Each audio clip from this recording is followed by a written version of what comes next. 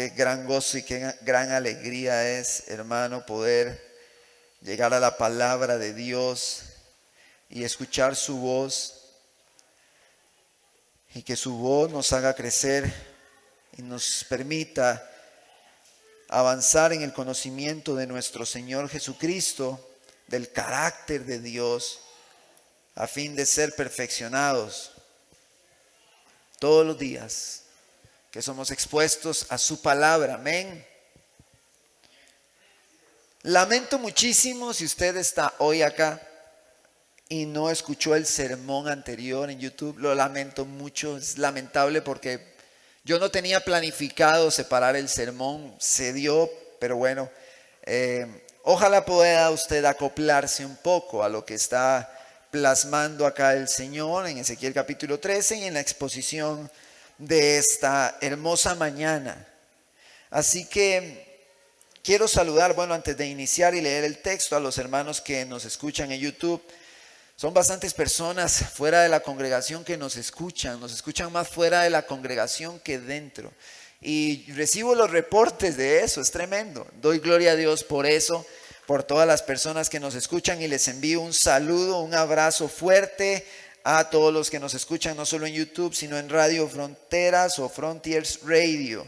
Damos gloria a Dios por su palabra y por su gracia y misericordia que nos permite llegar hasta esos corazones en diferentes partes, inclusive del mundo, que se están escuchando los sermones. En Ezequiel capítulo 13, decimos en el versículo 1, y leo de la Nueva Biblia de las Américas. Entonces vino a mí palabra del Señor: hijo de hombre, profetiza contra los profetas de Israel, que profetizan, y dile a los que profetizan por su propia inspiración: escuchen la palabra del Señor. Así dice el Señor Dios: ay de los profetas necios que siguen su propio espíritu y no han visto nada. Como zorras entre ruinas han sido tus profetas, oh Israel. Ustedes no han subido a las brechas ni han levantado un muro alrededor de la casa de Israel, para que pueda resistir en la batalla en el día del Señor. Han visto falsedad y adivinación mentirosa los que dicen: el Señor declara, cuando el Señor no los ha enviado. No obstante, esperan el cumplimiento de su palabra.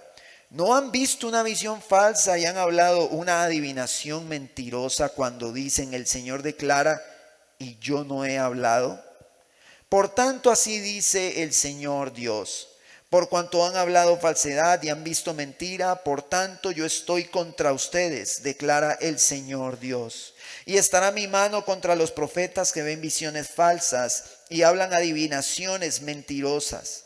No estarán en el consejo de mi pueblo, no serán inscritos en el libro de la casa de Israel, ni entrarán en la tierra de Israel. Así ustedes sabrán que yo soy el Señor Dios.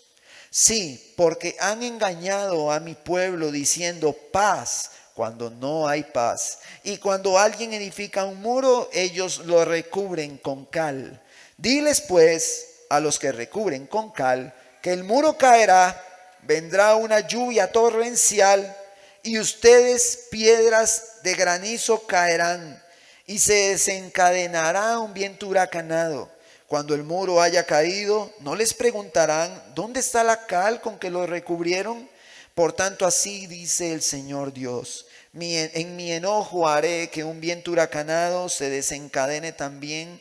Por mi ira vendrá una lluvia torrencial y granizo para consumirlo con furor. Así derribaré el muro que han recubierto con cal, lo echaré a tierra y quedará al descubierto su cimiento. Y cuando caiga, ustedes serán destruidos en medio de él. Así sabrán que yo soy el Señor.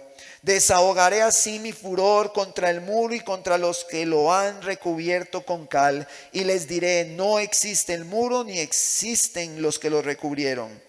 Ni los profetas de Israel que profetizaban acerca de Jerusalén y que veían para ella visiones de paz cuando no había paz, declara el Señor Dios.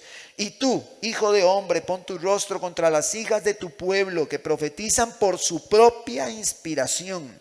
Profetiza contra ellas y di, así dice el Señor Dios, ay de las que cosen cintas mágicas para todas las coyunturas de la mano y hacen velos para las cabezas de personas de toda talla con el fin de cazar vidas. ¿Cazarán las vidas de mi pueblo y preservarán sus vidas? Ustedes me han profanado ante mi pueblo por puñados de cebada y por pedazos de pan, dando muerte a algunos que no debían morir y dejando con vida a otros que no debían vivir, mintiendo a mi pueblo que escucha la mentira. Por tanto, así dice el Señor Dios, yo estoy contra sus cintas mágicas con las que allí cazan vidas como aves. Las arrancaré de sus brazos y dejaré ir las vidas que cazan como aves. También rasgaré sus velos y libraré a mi pueblo de sus manos y no serán más presa en sus manos. Y ustedes sabrán que yo soy el Señor, porque ustedes han entristecido el corazón del justo con falsedad, cuando yo no lo he entristecido, y han fortalecido las manos del impío, para que no se aparte de su mal camino, a fin de preservar su vida. Por tanto, no verán más visiones falsas, ni practicarán más la adivinación, y libraré a mi pueblo de sus manos. Así ustedes sabrán que yo soy el Señor. Padre, esta mañana estamos delante de ti, oh Dios, pidiendo, Padre, que tomes tú, Señor, el control de nuestros pensamientos, de nuestros corazones, a fin de que tu palabra, Señor, llegue hasta lo más profundo y haga crecer en nosotros, Señor, el conocimiento de tu carácter. Señor, sabemos que dependemos de ti en todo momento, que te necesitamos. Ayúdanos, oh Dios, esta mañana a recibir tu consejo. Ayúdame, Señor, a exponerlo a fin de que tu nombre sea glorificado con todo lo que podamos compartir. Vivifica el corazón de tus hijos, de los creyentes, Señor, que escuchan tu palabra. Ayúdales, Señor, a fortalecer, Señor, sus cimientos en cuanto al carácter tuyo, Señor. Damos gracias por ello esta mañana en el nombre de Cristo Jesús. Amén y amén. Bueno, mis hermanos amados, como ustedes vieron en la página de Facebook, nosotros agregamos una imagen acerca de la Reforma Protestante.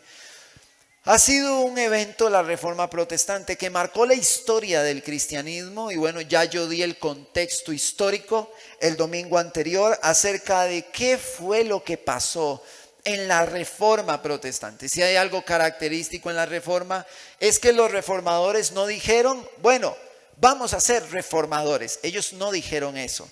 La deforma de la teología era tal que los reformadores lo único que hicieron fue mantenerse en la Escritura. Al mantenerse los reformadores en la Escritura, se le da como acontecimiento histórico a la manifestación y predicación de estos hombres, llevando a la cabeza la Reforma Protestante, Martín Lutero y Juan Calvino. Cuando eso sucede en ese tiempo, entonces nombramos a través de la historia ese suceso una reforma. La teología se había deformado porque Constantino tomó lo pagano, tomó lo cristiano, tomó lo del mundo, tomó lo cristiano, hizo una mezcla y la teología se deforma. Cosa que sabemos que hemos enfrentado en los últimos años en la iglesia cristiana, una teología sumamente deformada. ¿Por qué una teología deformada? Por la carencia de muchos hombres que se sujeten al marco bíblico, y no solamente se sujeten al marco bíblico, sino que sean llevados por Dios a fin de enfrentar a todos aquellos que se oponen a la predicación del evangelio a través del marco bíblico. Hablamos acerca de lo que sucedió con la Iglesia Católica, hablamos de las 5 solas de la Reforma Protestante, de sola Escritura, que es el principio que estamos fortaleciendo con este mensaje de Ezequiel, sola fide, sola gratia, solo Christus y soli Deo gloria. 5 pilares de la Reforma Protestante que nos llevan a nosotros ponen nuestra mirada no solamente en Cristo, sino en la verdad del Evangelio, dentro del marco de la Escritura, dejando de lado los aspectos del mundo, dejando de lado los aspectos paganos y dejando de lado el mayor enemigo de la iglesia cristiana del día de hoy, el pragmatismo. Ese es el mayor enemigo de la predicación del Evangelio. El pragmatismo se manifiesta, y quiero repetir esta definición, cuando las personas ponen su experiencia personal al mismo nivel de las Escrituras o por encima de ellas. El pragmatismo es el mayor enemigo de la predicación del Evangelio hoy. Cuando nosotros nos sujetamos al marco de la Escritura, al marco del Evangelio de nuestro Señor Jesucristo, hermanos, todo el pragmatismo, todas mis experiencias pueden desboronarse, pero tenemos que tener un corazón humilde para que desaprendamos de nuestras mismas estructuras y nos refugiemos en la sola Escritura, en la palabra de Dios como nuestra autoridad máxima. No es mi sueño, fue lo que hablamos, no es mi visión, mi autoridad máxima, no es la experiencia que tuve ni lo que yo sentí. Esa no es mi autoridad máxima o no debe ser mi autoridad máxima. Mi autoridad máxima deben ser las sagradas Escrituras, que son las palabras de Dios, que son las palabras del Espíritu Santo que inspiró a los hombres a escribirlas. Esa es nuestra máxima autoridad. Pastor, pero es que yo viví esto, viví aquello, a mí me pasó esto, a mí me pasó lo otro. Y como se los dije en el sermón anterior, nosotros no somos llamados a explicar qué le pasó a usted. Yo no voy a juzgar sus experiencias, no las voy a juzgar, tampoco le voy a dar una explicación de muchas de sus experiencias, pero lo que la palabra dice es que debemos de sujetarnos a ella, que ella es la verdad. Y que ella es nuestra máxima autoridad. Después de la Reforma Protestante, estuvimos viendo también, vinieron nuevas revelaciones, vinieron nuevos sueños, vinieron nuevos pensamientos, vinieron sectas que se forjaron a través de esas nuevas revelaciones que las estamos viendo con tío Alejandro los jueves. Todas esas nuevas revelaciones no quedaron solo para las sectas. Dentro de la misma iglesia cristiana muchos aseguran tener revelaciones. Y dicen, Dios me dio esta revelación cuando Dios no ha dicho nada. Estas nuevas revelaciones han provocado una distorsión de la teología, una deforma de la teología. Hablamos acerca de la necesidad de que la iglesia de Cristo se mantenga, hermano amado, con un espíritu de reforma, apegándose a la teología correcta de las Sagradas Escrituras. Tenemos que hacer esto porque estamos enfrentando tiempos difíciles de mucho pragmatismo. Y no sé si recuerdan la ilustración que di donde la iglesia le hizo mucha gracia a esta ilustración.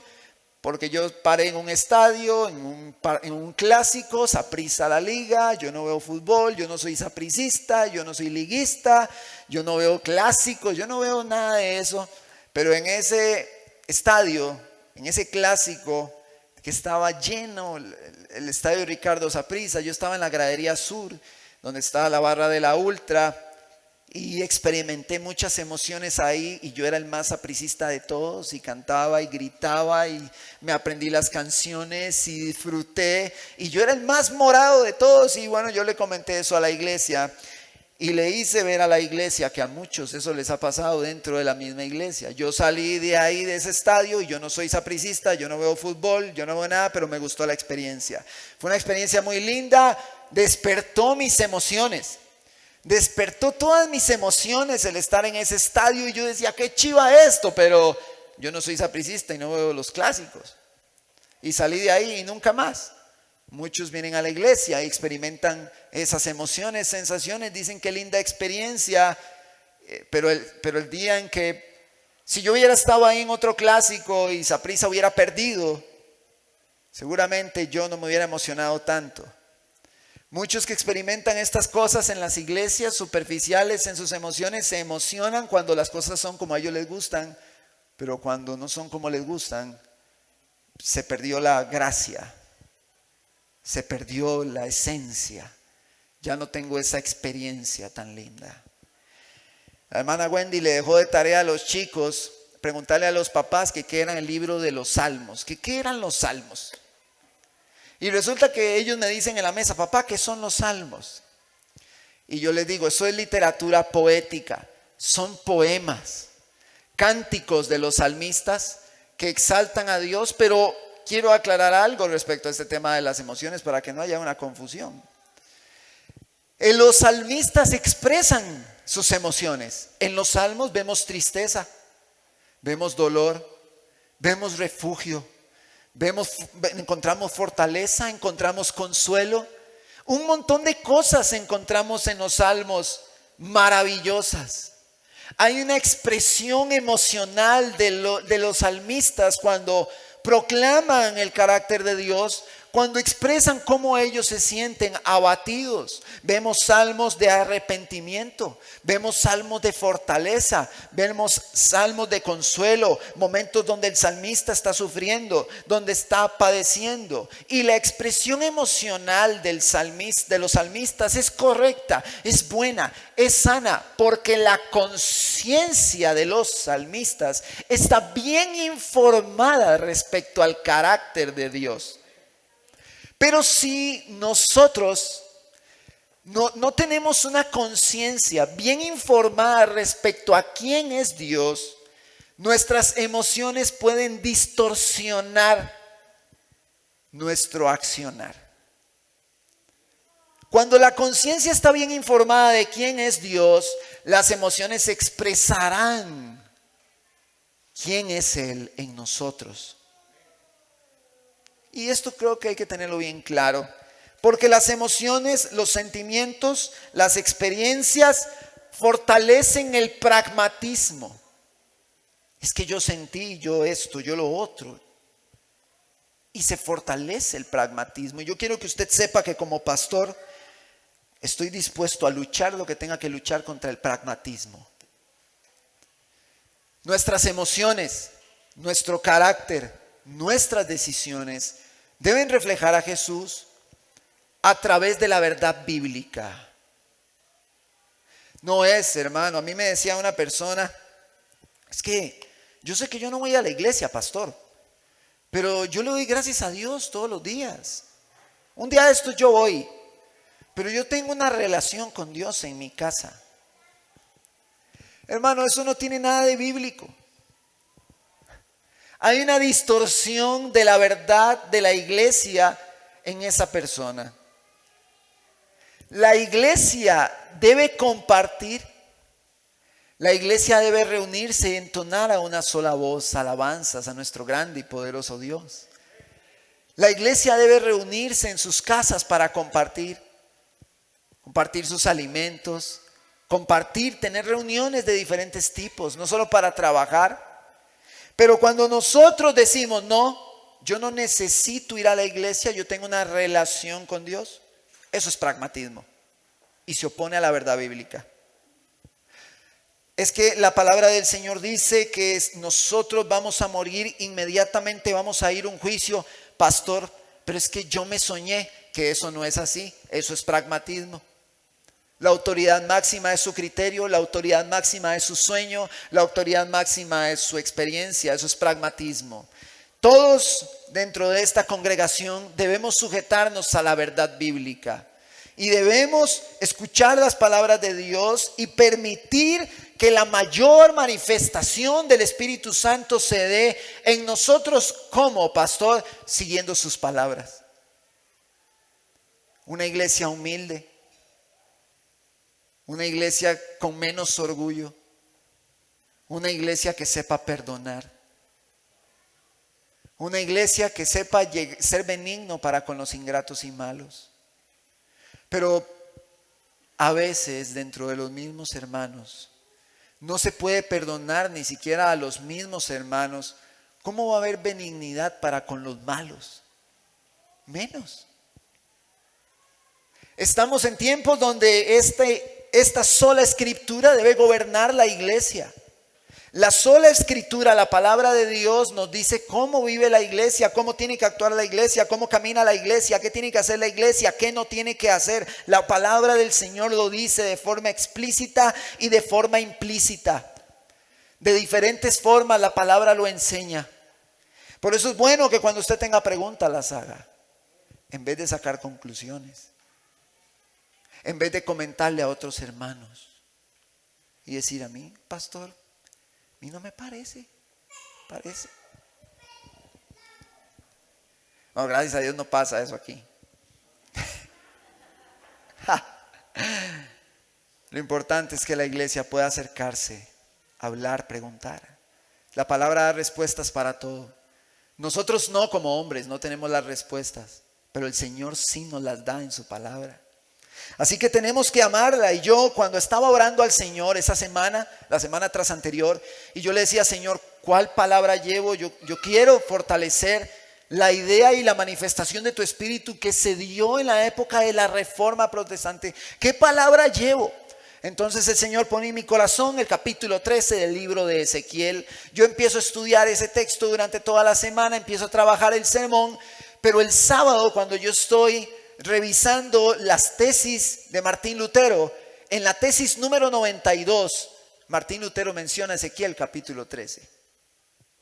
Ante una deforma teológica, Martín Lutero dice que se vayan estos falsos profetas que dicen que hay paz cuando no hay paz. Martín Lutero menciona el texto de Ezequiel. Cuando yo lo vi, yo me conmocioné. Yo dije: ¿cómo puede ser esto, Dios? De verdad que hay una palabra de reforma a través del capítulo 13 de Ezequiel. Y Dios utiliza a Ezequiel como un hombre que lleva una palabra para advertirle a su pueblo que se ha apartado de las palabras de Jehová y que ha tomado lo pagano.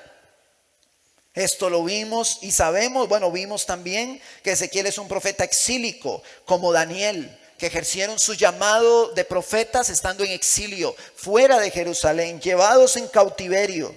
Pero vamos al versículo 1 del capítulo 13 para ir repasando un poquito. Estuvimos viendo algunos versículos la semana anterior y dice: entonces vino a mí palabra del Señor, hijo de hombre, profetiza contra los profetas de Israel que profetizan, y di a los que profetizan por su propia inspiración, escuchen la palabra del Señor.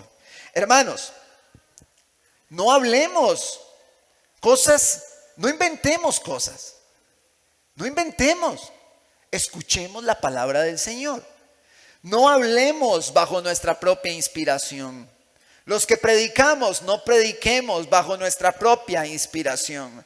Predicamos la palabra del Señor. Continuamos en el versículo 3. Así dice el Señor Dios: hay de los profetas necios que siguen su propio espíritu y no han visto nada.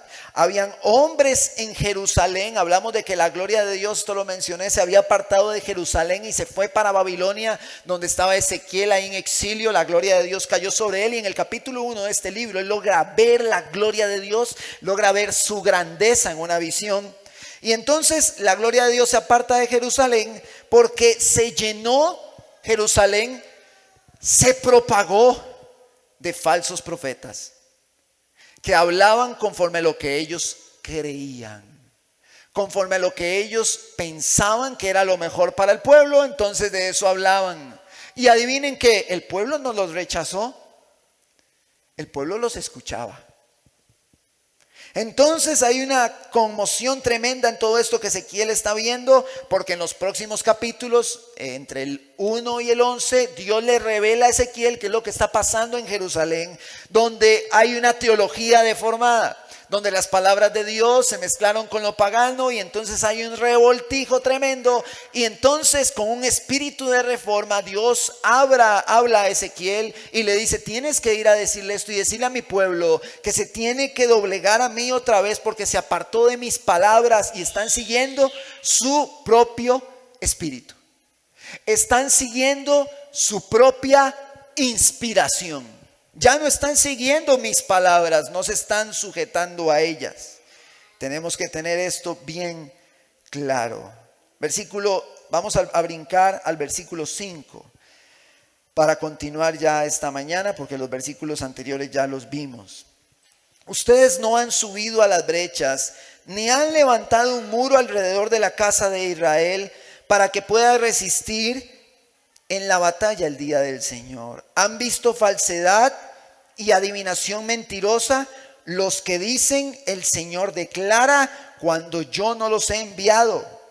No obstante, esperan el cumplimiento de su palabra. Entonces el Señor enfatiza en el versículo 7: ¿no han visto una visión falsa y han hablado una adivinación mentirosa cuando dicen: el Señor declara y yo no he hablado?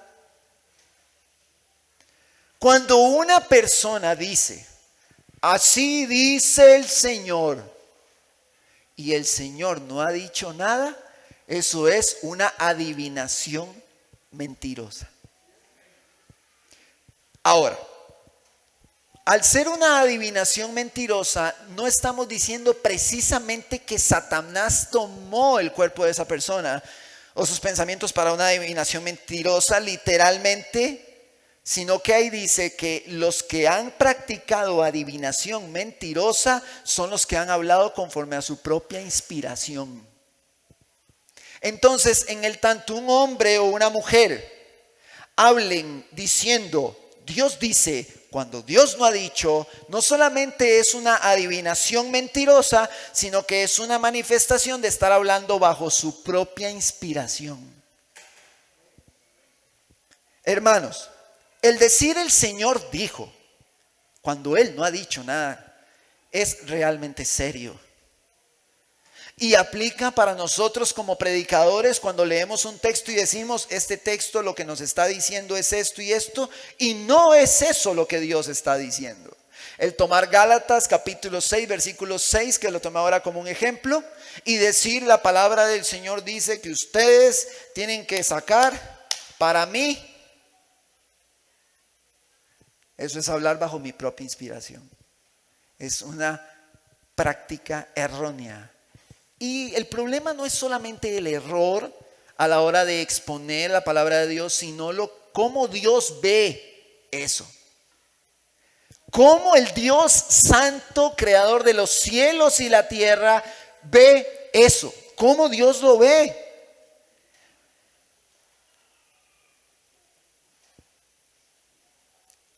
Si vemos un detalle acá, hay una manifestación tremenda de orgullo en este versículo. ¿Cómo orgullo, pastor? ¿Por qué? Porque dice en el versículo 6, los que dicen: el Señor declara cuando Él no los ha enviado, dice: no obstante, esperan el cumplimiento de su palabra. Vean qué grave es esto. Entonces ellos dicen, bajo su propia inspiración, Dios me dijo. Bajo su propio corazón, Dios no ha dicho nada. Y ellos en su orgullo, como es como una piedra, yo espero esa palabra. Yo espero que se cumpla porque yo lo dije. Y como el Espíritu de Dios está en mí, lo que yo diga así va a pasar. Ay, hermano, hay que tener muchísimo cuidado con lo que nosotros decimos. Es que como Dios está en mí, lo que yo diga así va a ser.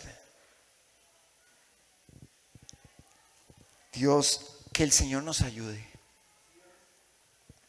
Que el Señor nos ayude. Porque muchos hablan de su propia inspiración y no es Dios hablando. Y están mostrando orgullo, esperando que se cumpla una palabra que dijeron que nació de ellos mismos. El Señor me dice que ya sanó tu enfermedad. Y días después la persona parte con el Señor. ¿Cómo me explica usted eso? ¿Cómo me lo explica? A ver, no, pastor, es que eso es hablar en fe. No olvidemos la soberanía de Dios. La doctrina de la soberanía de Dios no es la que más a la iglesia le cuesta entender, es la que más le cuesta aceptar. Nosotros clamamos a Dios, pero Él es soberano y Él hace como Él quiere. Y todo lo que Él haga, aunque nos duela y nos ponga tristes, está bajo sus designios y bajo su voluntad. Y cuando las personas son creyentes, por más difícil que sea la situación que atravesaron, alabarán a Dios y dirán: el Señor es bueno y fiel. Aunque esta situación haya sido difícil para mí, su soberanía está por encima de todas las cosas. No importa lo que nuestros ojos vean. Qué lindo es eso. En la época de la Reforma, Juan Calvino dice, porque yo quiero aclarar algo, todos nosotros cuando venimos a la palabra de Dios somos intérpretes de ella. Todos nosotros nos sentamos en la mañana en nuestro devocional o en la noche y leemos un texto y somos intérpretes de ese texto. Juan Calvino dice: la primera responsabilidad de un intérprete es dejar que el autor diga lo que dice, en vez de atribuirle lo que pensamos que debe decir. Cada texto de la Escritura tiene solo una interpretación, no tiene más, tiene una. ¿Que hay posturas teológicas de hombres? Sí, pero el texto solo tiene una interpretación. Muchas aplicaciones, pero solo una interpretación. Dios nos está dando su palabra y Él quiere dar un mensaje específico. Dios no está dando en su palabra una idea para que nosotros divaguemos en múltiples interpretaciones. Dios habla directo y conciso en su palabra. Y nosotros no podemos sujetar la interpretación en base a si a mí me gusta o no me gusta. Una vez a mí una persona me dijo: David, ¿para qué se meten en esos temas si llevan 200 años estudiándolos? A mí, hermano, con todo el respeto, y de verdad no quiero sonar concho, si llevan 200 o 300 años estudiando un tema y yo veo que la Biblia dice otra cosa, a mí no me importan esos 200, 300 años, no me interesan. La palabra del Señor es clara. Porque durante muchísimo tiempo, si las sectas, lo han hecho, muchas organizaciones también cristianas han mantenido posiciones doctrinales para sostener su fiestín por años, 100, 150 años. Así que no estamos en tiempos para sujetarnos a posturas de hombres, sino para correr a la palabra de Dios y a través de la oración y la manifestación de su Santo Espíritu poder comprender cuál es el consejo de Dios para mí. ¿Cuál es el consejo de Dios? Versículo 8. Por tanto, así dice el Señor Dios: por cuanto han hablado falsedad y han visto mentira, por tanto yo estoy contra ustedes, declara el Señor. Y estará mi mano contra los profetas que ven visiones falsas y hablan adivinaciones mentirosas. El carácter de Dios no cambia, mi amado hermano. Y la mano de Dios está contra aquellos que hablan mentiras. Que sí, que ahí andan predicando mentiras. Sí, ahí andan predicando mentiras. Pero algún día se encontrarán con este Dios que le habló a Ezequiel y que le dijo: ay de los que dijeron, yo dije cuando yo no he dicho nada. Y dirán aquel día: Señor, Señor, pero en tu nombre hicimos, pero en tu nombre aquello. Y él que les va a decir: apartados de mí, nunca los conocí. No hubo una revelación de la verdad de Dios en estos hombres. Y siguen predicando falsedades. Las mismas iglesias hablando mentiras y adivinaciones mentirosas. Eso es terrible. Y lo más difícil de esto es que algunos aman las adivinaciones mentirosas. Algunos aman eso. Y esto es difícil.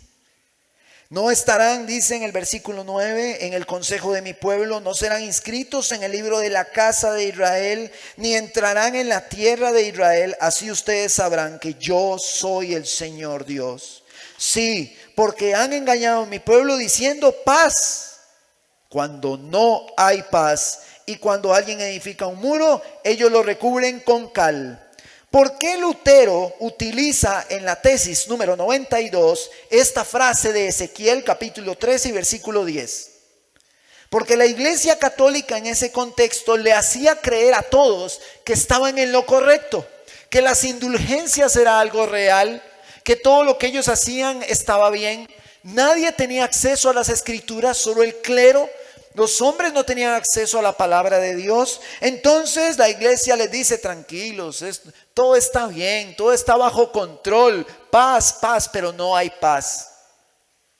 Entonces, en ese contexto, la iglesia católica en ese momento de la historia estaba impregnada de pecado, bañada de pecado, la sangre de los mártires por todo lado, atesorando riquezas a través de las indulgencias para la construcción de la Basílica de San Pedro en Roma.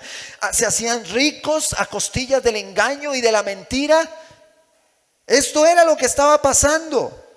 Entonces Martín Lutero cita a Ezequiel, porque en este texto de Ezequiel, en este versículo 10, dice que recubren el muro con cal.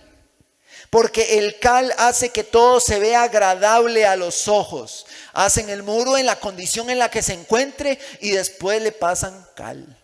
Ponemos acá baldosas, todas reventadas, llenas de huecos, todas despedazadas, y luego le pasamos cal. Hay un rellenito, un repello, para los que saben, un mortero, no sé, una pinturita blanca y todos, uy, qué lindo. Pero el día en que se venga un terremoto se cae todo a pedazos. Eso era justamente lo que estaba ilustrando el profeta Ezequiel.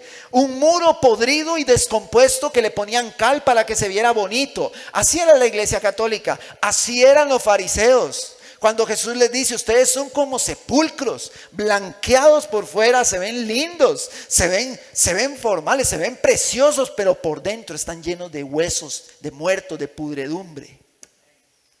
Entonces, ¿qué es el mensaje, o cuál es el mensaje de la reforma protestante y que podemos tomar de acá de Ezequiel?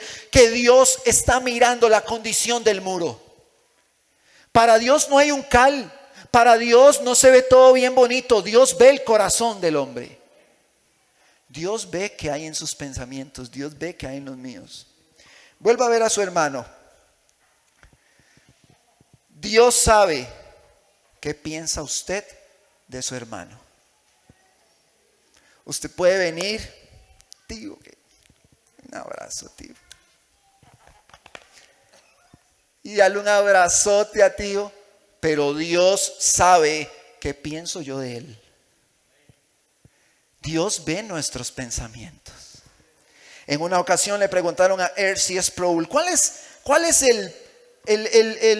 la esencia del cristianismo? Y él dice una frase en latín: corandeo.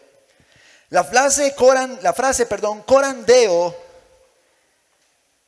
dice que es literalmente, o se refiere a lo que sucede delante de la presencia o del rostro de Dios.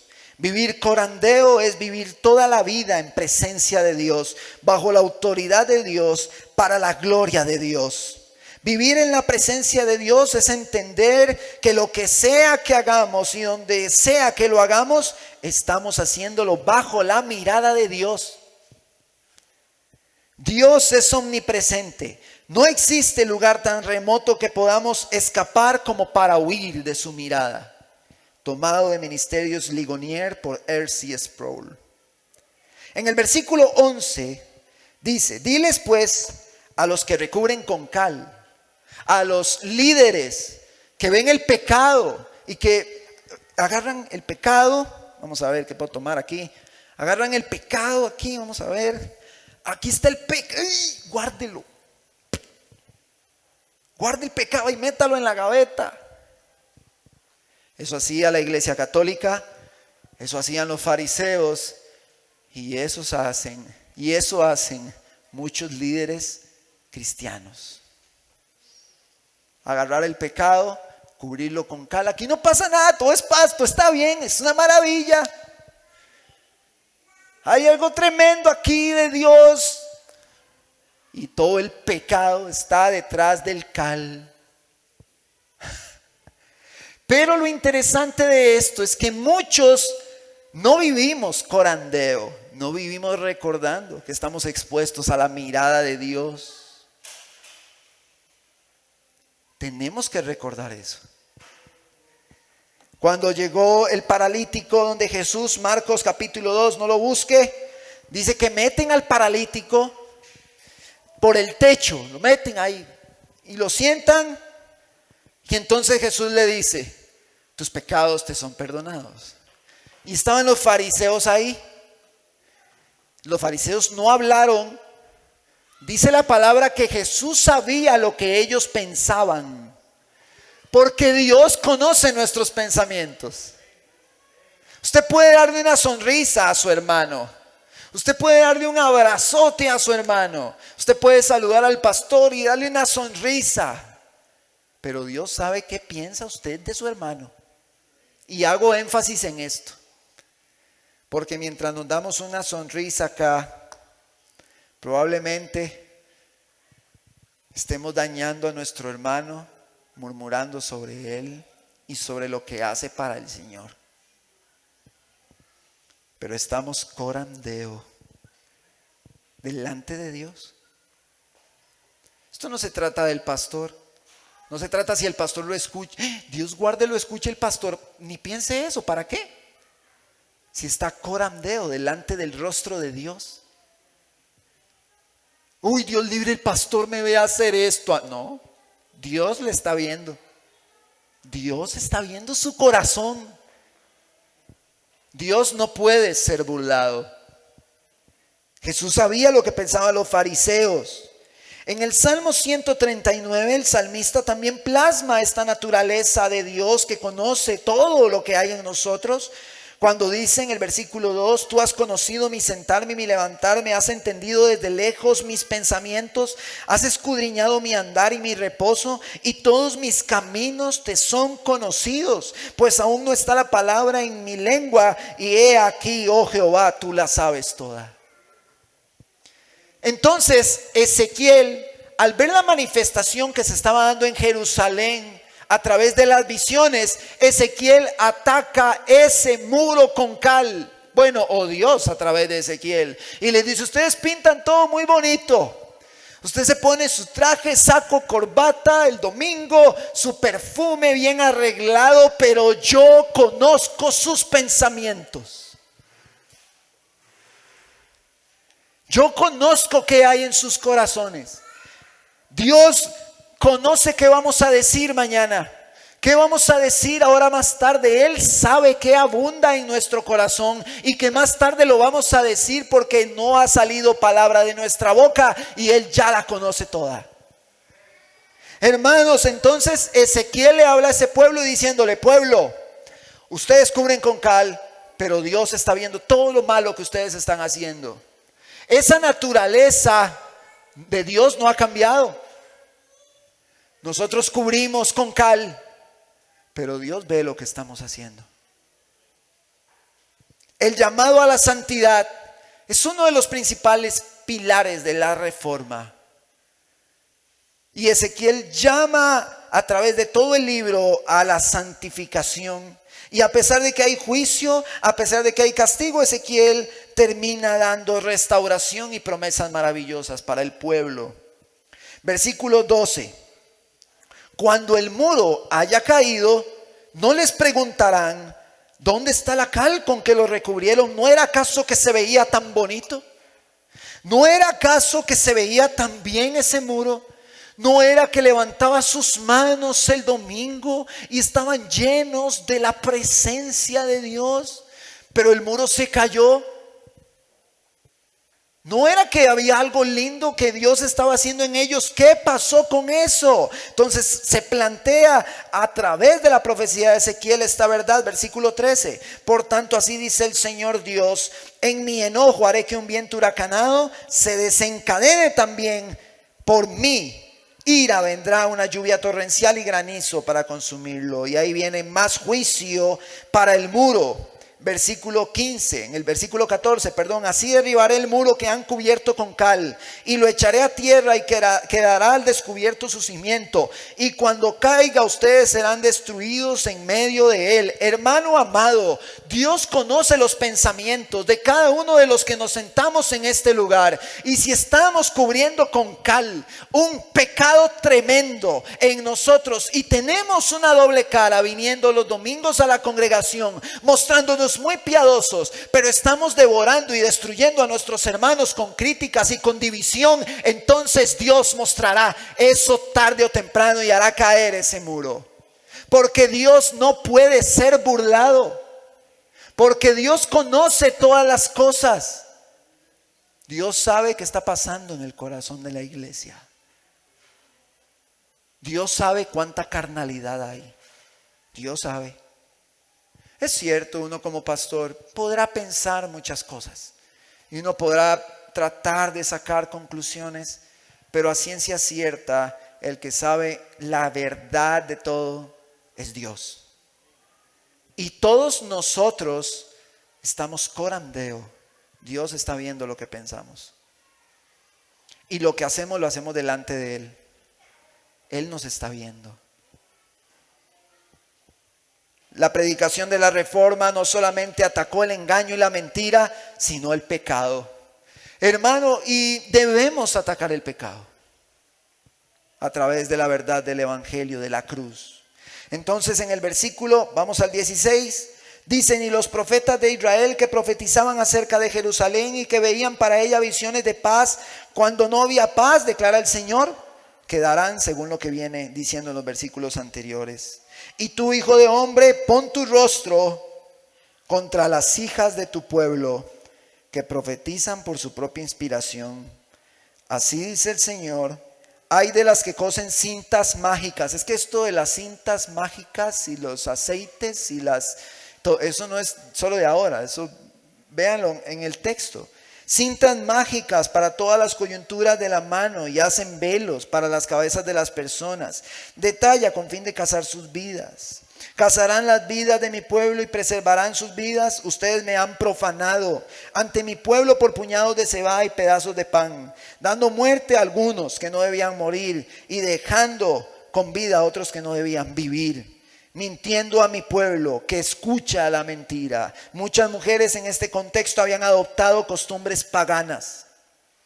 Habían adoptado cosas que no estaban bien y las habían puesto en práctica dentro del pueblo. Por tanto, así dice el Señor Dios: yo estoy contra sus cintas mágicas, con las que allí cazan vidas como aves. Las arrancaré de sus brazos y dejaré ir las vidas que cazan como aves. Engañaban a muchos con sus mentiras. Versículo 21. También rasgaré sus velos y libraré a mi pueblo de sus manos, y no serán más presa en sus manos, y ustedes sabrán que yo soy el Señor. Porque ustedes han entristecido el corazón del justo con falsedad, cuando yo no lo he entristecido, y han fortalecido las manos del impío para que no se aparte de su mal camino a fin de preservar su vida. Explico este versículo 22. Que tiene una importantísima connotación. Dice que los justos fueron entristecidos por un mensaje engañoso. Cuando no se predica el evangelio, los creyentes se entristecen. Cuando no hay una predicación de las palabras de Dios, los creyentes sentimos tristeza. Pero dice que este mensaje había alentado a los impíos para que anticiparan un futuro brillante y no vieran necesidad de arrepentirse. Cuando el evangelio no se predica, el creyente no solamente se entristece, sino que a él le duele en el alma. Pero los carnales dicen: qué lindo, qué bueno todo eso que están diciendo estos profetas.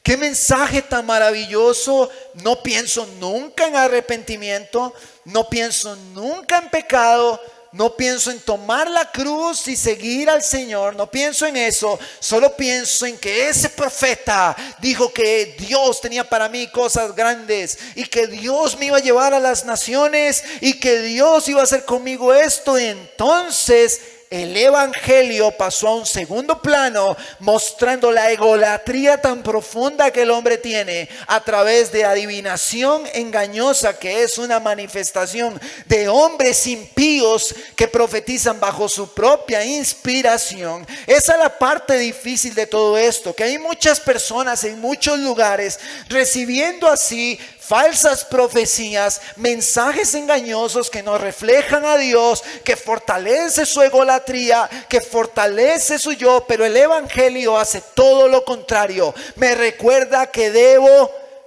escucharlo todos los días, arrepentirme todos los días. Y como decía Martín Lutero, todos los días debemos escuchar el evangelio porque todos los días se nos olvida. Pastor, ¿usted siempre va a predicar del evangelio? ¿Usted siempre va a estar hablando de Jesús y haciendo mención de la necesidad de arrepentimiento? Sí, hasta que el Señor venga. A no ser de que, como les decía en el sermón anterior, me corten la lengua o me arranquen la cabeza. Porque todo lo que nosotros debemos de hacer como predicadores, la iglesia, usted lo que tiene que hacer como hombre de Dios es predicar las palabras de Dios tal cuales son. No invente más. Hermano, ¿por qué inventamos? ¿Por qué inventamos? ¿Por qué queremos ser sensacionalistas? ¿Por qué queremos que la gente, vean hermanos, nosotros cuando predicamos el evangelio en la calle, en algún momento yo lo hice, así que si usted lo ha hecho no se sienta mal, yo lo hice también. Y no les estamos haciendo ver la necesidad que tienen de Jesús. No les estamos poniendo el espejo de la ley delante de sus ojos. Porque como hablábamos ayer unos hermanos después de la reunión de varones, cuando usted va al doctor, usted dice, doctor, me duele el dedo gordo del pie. Entonces usted dice, ahí está mi problema, en el dedo gordo. Y el doctor le dice, no, es que su problema no es el dedo gordo, su problema lo tiene en un tendón, en un nervio que le sale de la columna vertebral, entonces su problema está en la espalda. ¿Cómo cambian las cosas? El hombre en la calle cree que sabe cuál es la solución a sus problemas. Pero solo Dios a través de su palabra nos muestra el problema del hombre, que es el pecado. El problema es su corazón. Hace algunos días, con compañeros de mucha confianza en la mesa, me decía, David, ellos no me dicen pastor, solo uno me dice, David, ¿usted cree que yo tengo demonios adentro? Y yo, ¿cómo? Lo que esa pregunta, le digo. Es que yo no sé, yo quiero que usted me diga si yo tengo demonios adentro. La mesa llena, hermano, todos ahí. La mesa llena. Y le digo, bueno, a mí no me parece que su problema sean los demonios. Y entonces me dice, entonces, ¿cuál es mi problema? Le digo, su problema es que usted es un orgulloso incrédulo. ¿Qué? ¿Cómo que yo soy un incrédulo? Sí, usted es un incrédulo. No, yo creo en Dios. Yo le dije, sí, la Biblia también dice que los demonios creen y tiemblan. Usted tiene un concepto existencial de Dios. Pero, a ver, empecemos. Y empezamos con el ejercicio del taller de evangelismo. Y él volvió a ver para la mesa y dice, sí, estoy fregado, dice. Estoy fregado. Pero no solamente señalar su pecado, sino hacerle ver que Cristo murió en la cruz por él. Que su sangre limpia sus pecados. Lo que fue interesante es que mientras yo le hablaba a él aquí, el que se puso a llorar fue el otro al otro lado de la mesa. Y uno no sabe qué Dios hace. Pero Dios hace cosas que uno no puede ver, cosas lindas. Y yo doy gloria a Dios por eso. Y quiero ir cerrando. Y si me ayuda mi hermano Dariel. Hermanos, la iglesia de Cristo. Hermanos, prestemos de verdad, atesoremos esto. El Señor está a las puertas, Cristo viene pronto. Y la iglesia tiene que estar lista. La iglesia debe enfocarse en lo que la Biblia dice que debe hacer. La iglesia debe de vivir como la Biblia dice que debe de vivir. Hermanos, estamos experimentando. Tal vez usted no lo ha visto a ciencia cierta, pero si usted escucha las emisoras, estamos enfrentando una crisis tremenda con una teología deformada. Estamos llamándole manifestaciones del Espíritu de Dios a hombres que hablan por su propia inspiración. Y recuerdo a este hombre de Dios que mencioné en el sermón anterior, David Wilkerson, un hombre de Dios. Y David Wilkerson señalaba un movimiento que se dio en los años, finales de los 90, inicios del 2000, que fue el movimiento de la risa. Entonces la gente pasaba, el predicador, y no predicaba, se reía y se reía y se tiraba al suelo. Y las palabras de Dios no se predicaban. Es que es un mover de Dios. Yo quisiera saber cuál es el texto que dice que eso es un mover de Dios. Eso tiene un nombre, se llama pragmatismo. Se le ocurrió a un hombre en su mente carnal y empezó a promover el movimiento. La teología deformada saca a Jesús como el preeminente en todo. La teología deformada distorsiona la imagen del Espíritu Santo. La teología deformada manda al hombre al infierno. Debemos esforzarnos por correr a las palabras de Dios.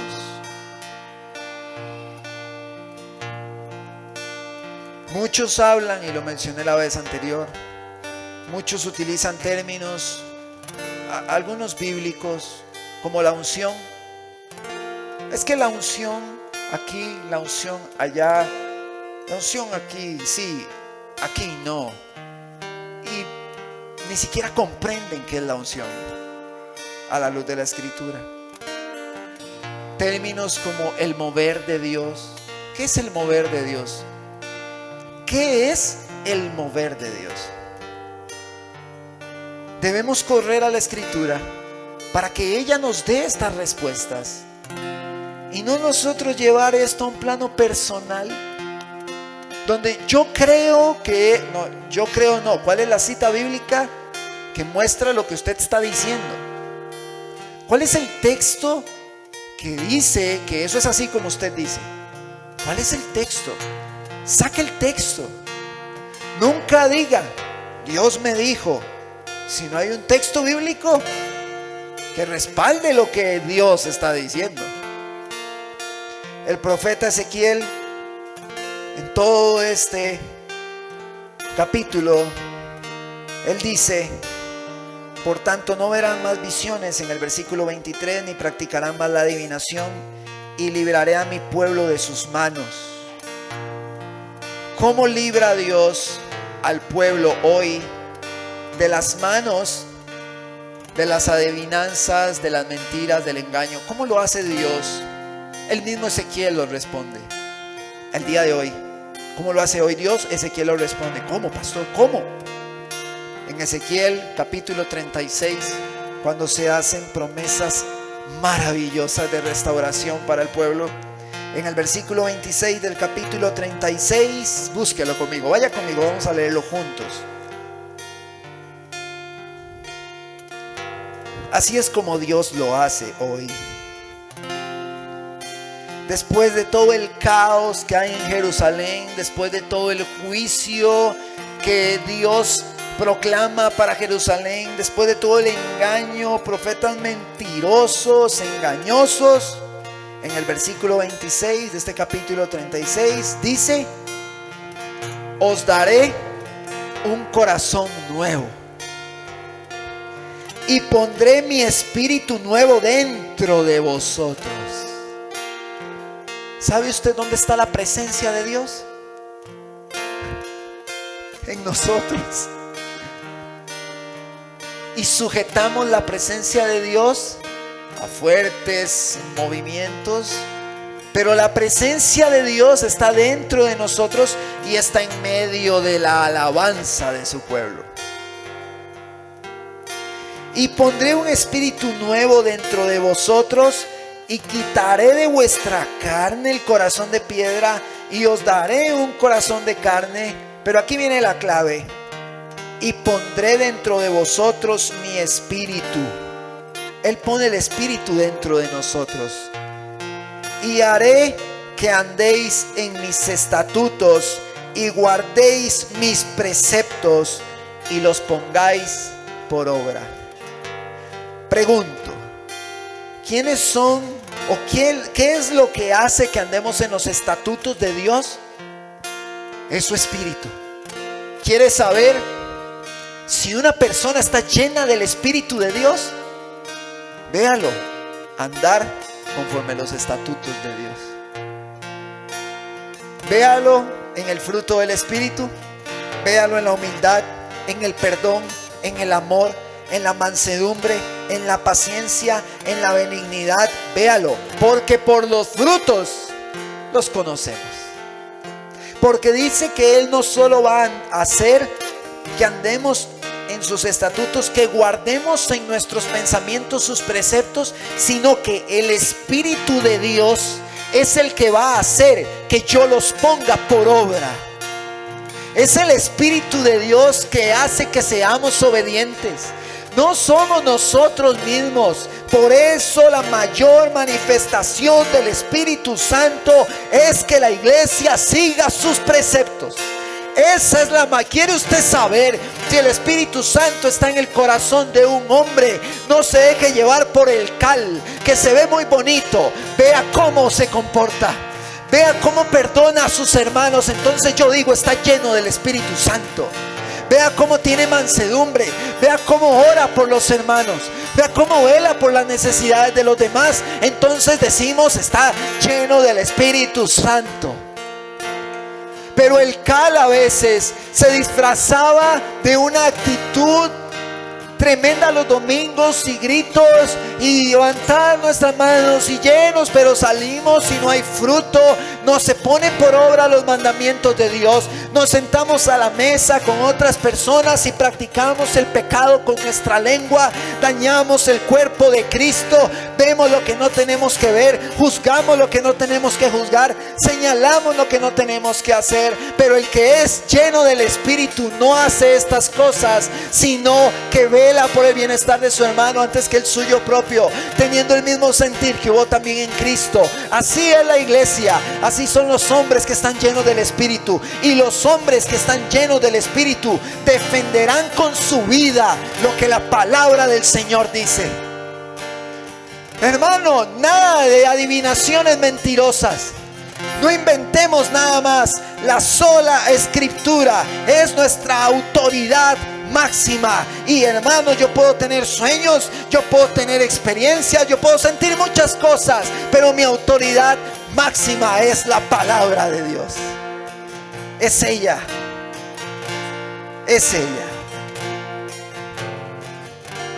Permitamos que el gobierno de su Santo Espíritu esté en nosotros y pongamos por obra lo que ha puesto en nuestros corazones a través de su Santo Espíritu. Hermano, yo doy gracias a Dios por su presencia, porque yo puedo estar solo en mi casa, en mi habitación, puedo ir manejando en el carro y me están pitando atrás y cosas quieren alterar mi paz, y a veces fallamos y nos alteran, pero su presencia está dentro de nosotros.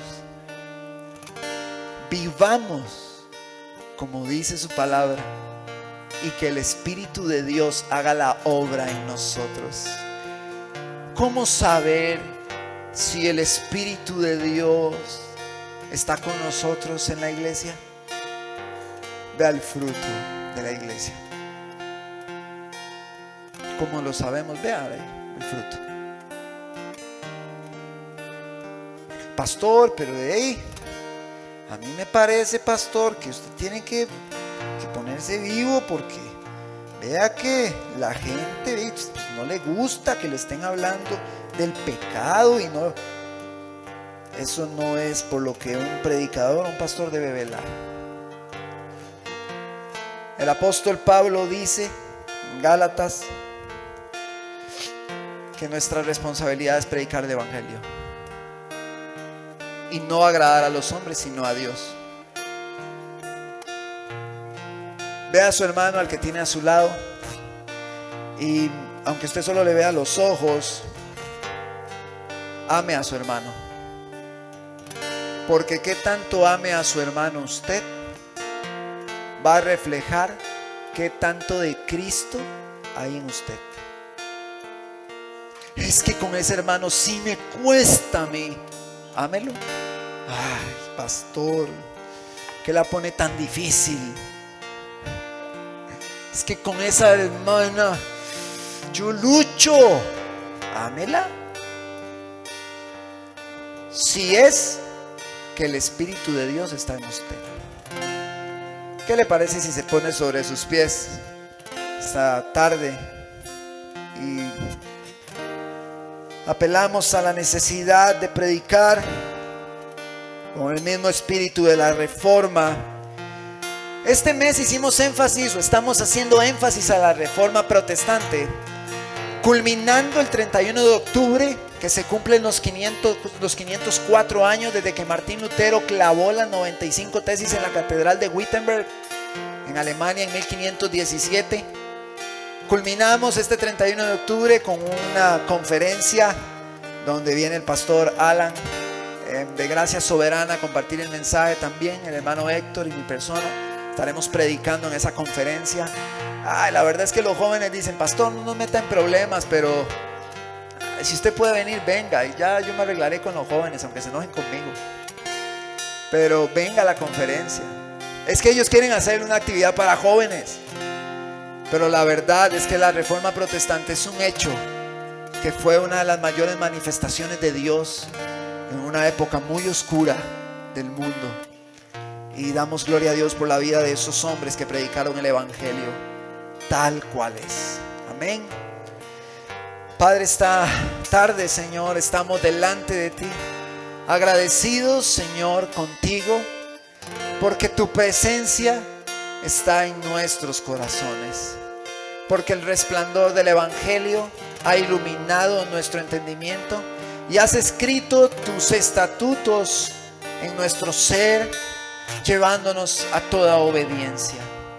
Señor, si hay alguien en este lugar, Padre, que no ha conocido este resplandor, que no se ha encontrado con la verdad del Evangelio y su entendimiento no ha sido iluminado por el poder de tu Santo Espíritu, yo te pido, oh Dios, por esas personas, para que el Evangelio ilumine su entendimiento. Señor Dios Todopoderoso, oramos, Señor, para que haya salvación por el mensaje de la cruz en este lugar, y que cada uno de nosotros pueda poner su mirada en Cristo, tu Hijo, el cual se entregó a sí mismo tomando forma de siervo, llevando su cuerpo a la muerte y muerte de cruz por nosotros. Señor, yo te pido por la iglesia, para que pueda crecer en santificación, Señor, a través de tu palabra, en la oración que tú hiciste por tus discípulos. Tu Hijo Jesús clama y Él dice: Padre, santifícalos en tu verdad, tu palabra es verdad. Que la sola Escritura, Señor, santifique nuestros corazones y nuestros pensamientos, llevándolos cautivos a la obediencia a tu Hijo Jesús. Señor, todo esto que pudimos ver en el profeta Ezequiel, Señor, en un contexto en el que Jerusalén había adoptado lo pagano, que habían dejado tus palabras, todo esto que hemos visto, permita que en nosotros nunca haya una intención de forrar con cal, Señor, de tapar lo que está mal, sino que podamos, a través de nuestras vidas y la predicación del Evangelio, humillarnos reconociendo lo que no está bien. Señor, perdona nuestros pecados. Venimos a ti en arrepentimiento, porque somos, Señor, frágiles, vasos de barro, en los cuales tú has puesto un tesoro maravilloso a través de la operación sobrenatural de tu Espíritu. Señor, consuela a tu iglesia, anima a tu iglesia, fortalece a tu iglesia. Señor, con un corazón lleno de gozo, decimos: ven, Señor Jesús, ven, Señor Jesús. Aguardamos tu venida, Señor. Queremos encontrarnos contigo. Queremos estar contigo en las bodas del Cordero. Señor, aguardamos esta esperanza de gloria que vemos en tu palabra, y sabemos que todo lo que vivimos hoy pasará, que todo lo que nuestros ojos ven pasará, pero tu palabra, Señor, y el que persevera con ella permanecerán para siempre, Señor, contigo una eternidad, Señor. Hoy nos aferramos a tus preciosas y grandísimas promesas, y te pedimos, oh Dios, continúes iluminando nuestro entendimiento por tu misericordia, por tu gracia, Señor, a fin de que podamos siempre proclamar con nuestra vida, con nuestro actuar, las verdades que tu Hijo Jesús enseñó estando acá en la tierra. Que las verdades de tu Espíritu Santo abunden en nosotros, como dice tu palabra en Colosenses 3. Que la palabra de Cristo, las palabras de tu Santo Espíritu abunden en el corazón de cada uno de nosotros, para arrepentimiento todos los días, para buscarte todos los días, para orar todos los días, para deleitarnos en tu presencia todos los días. Señor, gracias por tu presencia. Gracias por tu poder sobrenatural en nosotros. Y gracias porque aunque nosotros fallamos, tú eres fiel. Señor, y si pecamos, tu palabra dice que tenemos un abogado, a tu Hijo Jesús, que limpia nuestra maldad con su sangre. Gracias, Señor, por la iglesia. Bendícela cada vez más conforme a tus riquezas en gloria, y glorifícate en sus vidas, en el nombre de Jesús. Amén y amén.